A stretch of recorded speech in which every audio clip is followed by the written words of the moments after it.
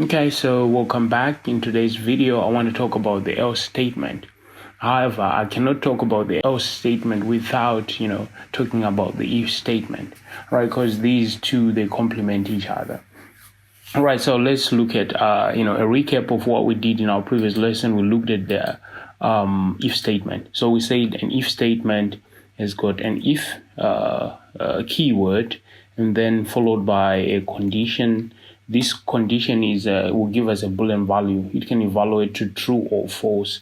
And then we have a colon, and then we have indented statements, okay, within this if statement. So these statements can be multiple statements, can be a single statement, right? Depends on what you're trying to achieve. So assuming that this condition, let's create a condition here. Let's say raining is equal to true. Let's say it was raining. We'll put raining here, which is true anyway, because here I've assigned a value of true to raining. And then in these statements, we want to try and print out something to inform somebody that they should do something when it's raining. We want to say to them, please bring an umbrella. Okay, so these are the statement. This is what we're trying to achieve. So if I run this, you see down here, it says please bring an umbrella.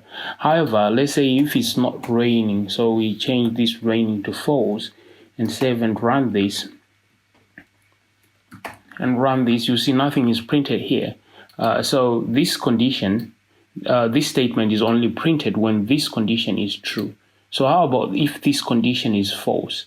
That's when we require what we call an else statement. Okay, so I'll jump into the else statement and you guys will see for yourselves. Right, so how we do with the else statement, this is the syntax of the else statement. You use the else keyword in lowercase else, and then you have to follow that with a colon. Right, so the else statement does not have a condition because it relies on this if statement's condition. Okay, so if this evaluates to false, then these statements in the else statements are going to be executed. So else, if it's not raining, we need to do something else, right? So if it's not raining, please leave the umbrella, don't bring it.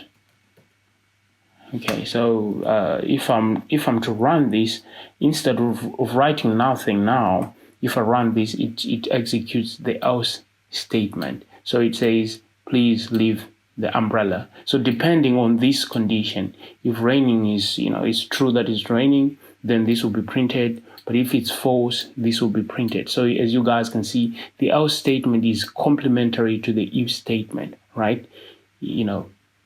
So an if statement, an else statement is part of an if statement, right? It cannot be a standalone like the if statement. Let's say I remove this and say else blah, blah, blah.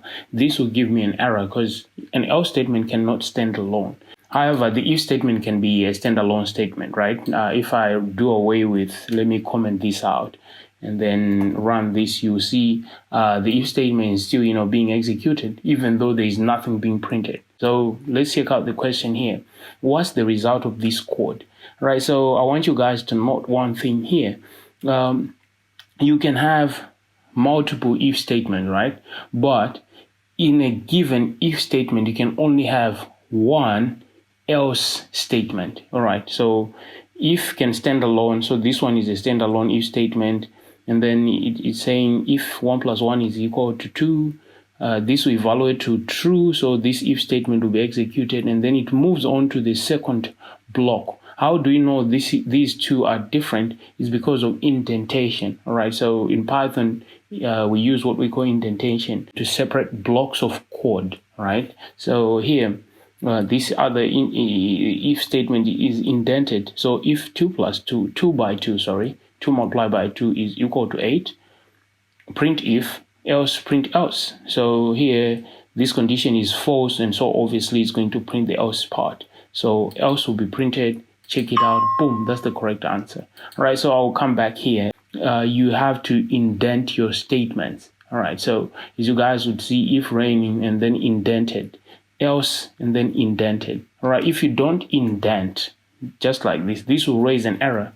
Boom, there's an error. So Python recognizes that you did not indent your statement. So it doesn't know what you're trying to do. So you have to indent your statement. So right now, if I run this, now it's running because it's properly indented. Right, so I want to thank you for your time. For now, I'm out. Bye-bye.